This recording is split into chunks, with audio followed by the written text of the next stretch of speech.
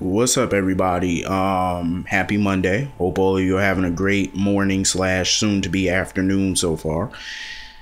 Um, well, this is my first edition of One Life to Live. I just finished watching the episode, the brand new debut episode. I loved it. I loved it. Every bit of it. I loved it. It was well done, well executed. It was everything I expected it to be and more. I loved it. Um Damn. Let me get into this. Let me just say this about the sets. You know, the club, the houses, the apartments look good. I'm not a fan of Dorian's house though. The color in the living room, I'm not a fan of that color. I don't know what it is. I don't know if it's just me, but it just makes the house look dark. I don't know what it is like. And I remember Dorian's house used to always be so bright. But I loved it. It was nice. I love the fact that they kept Bo and Nora's apartment. They kept it the same. Land fair, they kept that the same. La Boule, it all had the same layout, just a little bit of a different color. Vicky's house had different color. The couch was different. The couches were not the same, and I didn't expect it to be. Anyway, let me get into this episode. Vicky. It was so good to see Vicky again, her and Clint. Mind you, they have not gotten married yet because even though all my children sped up 5 years, One Life to Live only sped up a few months. So this episode is actually supposed to be a few months from the last episode that was aired on ABC. So Clint got Vicky a ring. She got a big diamond on her finger. They were talking and stuff, he was asking her how her day went. She showed him the newspaper article of a scandal that's going on in Washington with Dorian. So she started smiling, which is about to reignite the 3-decade-old Dorian and Vicky feud. Anyway, it cuts to La Boule. So at La Boule, we see the funny David Vickers-Buchanan. Let me tell you something. David Vickers is like one of my favorite fucking characters. David is crazy. So now he's back on the reality show hunt, trying to do a brand new reality show. And then, long and behold, here comes Dorian busting through the doors because she was pissed about the scandal that's going on and what Vicky printed in the banner. So her and David were talking and about the scandal and about what was going on, and she kicked his cameraman out, and then she was getting ready to go to well, first of all, they had to go to Shelter, Blair's new nightclub.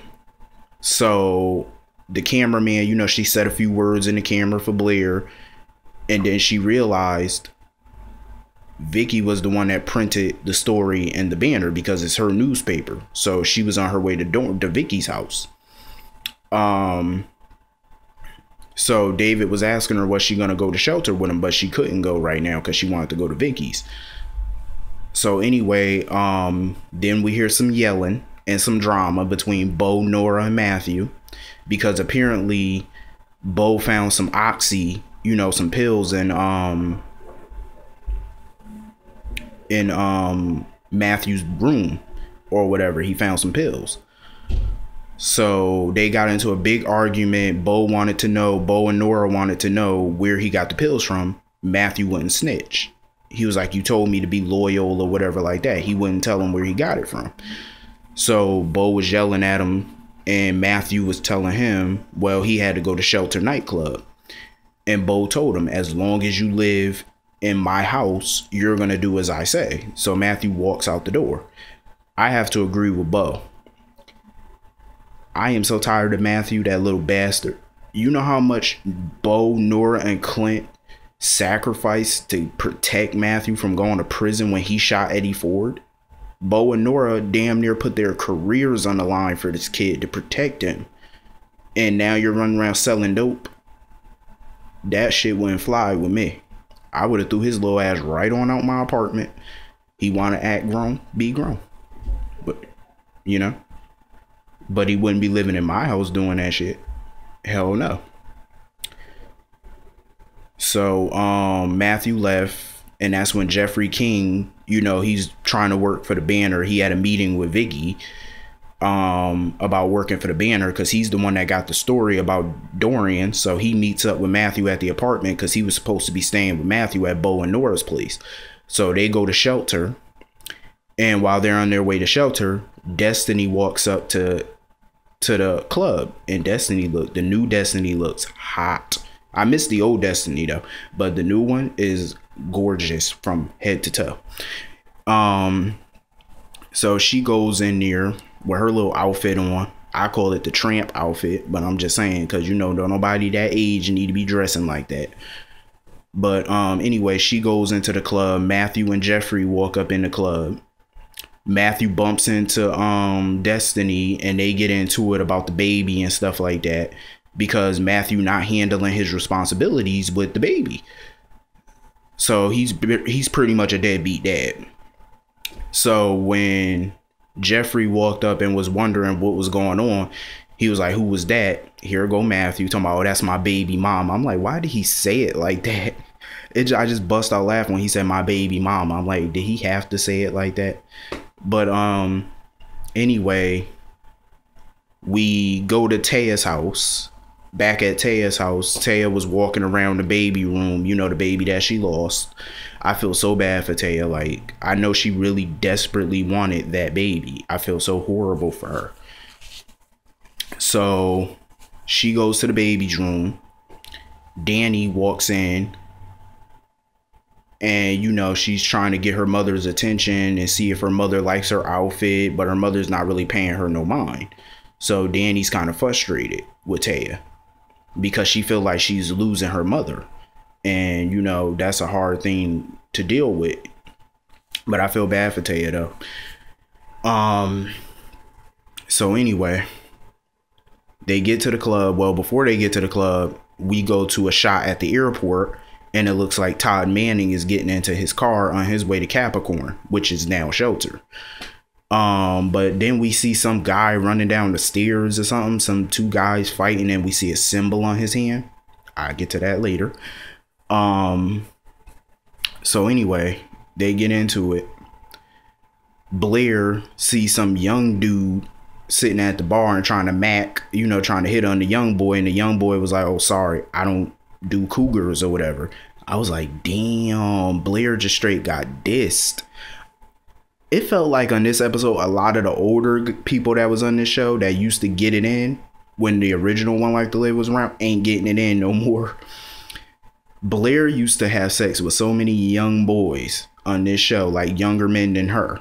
Like, look at Christian Vega. She used to sleep with Christian. Now it's like she can't get no play. I'm like, damn, Blair done lost her touch. But she looked good, though. And I love her club. So we get to Natalie Buchanan, Banks. I cannot believe Natalie is still going by the last name Banks. I'm like, what's the name? What's his name? Jared, her deceased husband. That fool been dead for 5 years. I'm like, you still going by his last name? I thought she been dropped that Banks last name. I guess not. But anyway, she has her own apartment now, which looks nice. I'm glad she got her own place and finally moved out of Landfair. They haven't mentioned Jessica, though. But I don't think Jessica's going to be on the show because they couldn't find a replacement. So they haven't mentioned Jessica. My guess is she probably left town. So Natalie is getting ready, getting dressed to go to shelter. Liam, who's now a few years older, walks up, wondering where his mother was going. She hired a babysitter so she can go to shelter. She gets there and Cutter is trying to hit on her, but she tells him to pretty much get lost. But then he pulls her into a dance. So they dancing or whatever, and Cutter was getting down. So Dani walks into the club and stuff like that. Dani's at the club. She asks Matthew, she's stumbling around. She bumps into Jeffrey King. I guess she knows him from London or something like that. They were in London together. So, they meet up, and then she finds out that he's working at the Banner. So she walks up to Matthew and asks, where's her shit? They cussing on the show now. I gotta get used to them cussing because I am so not used to it, but I love it. So she was like, where's her shit?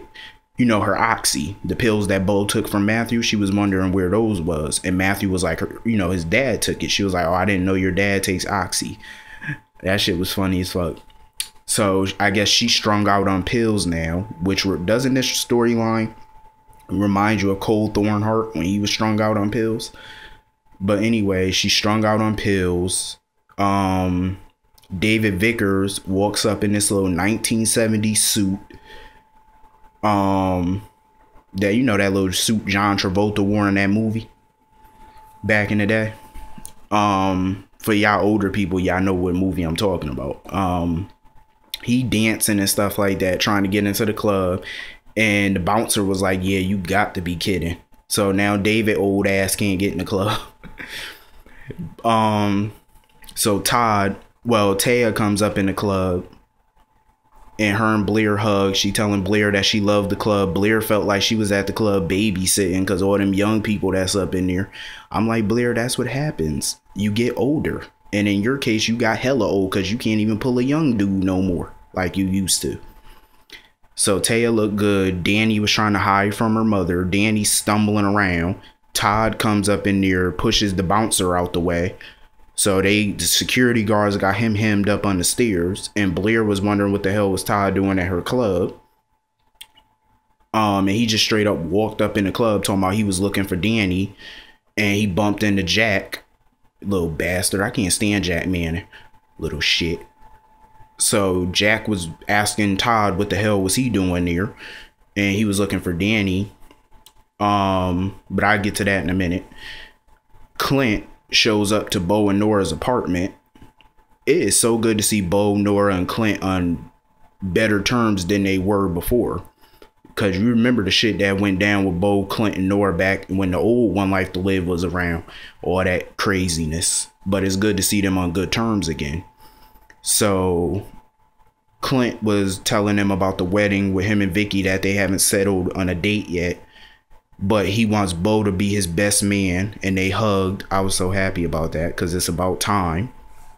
So, anyway, Todd was looking for Danielle and she fell on the floor. She passed out. So Todd picked her up. And, everybody was rushing to get her to the hospital and stuff like that, you know, to get her some medical help. Because she was, I guess she was probably damned she overdosed.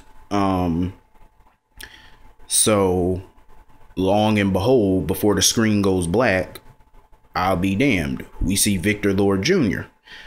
I was so happy to see Victor. I was like, my goodness, Taya is gonna be so happy to see him. I was like, wow, this episode was fantastic.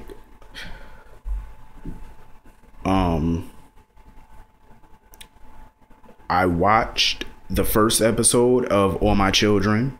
I loved it. It was great. And this episode, I can't wait for more. I'm so happy that Prospect Park brought it back.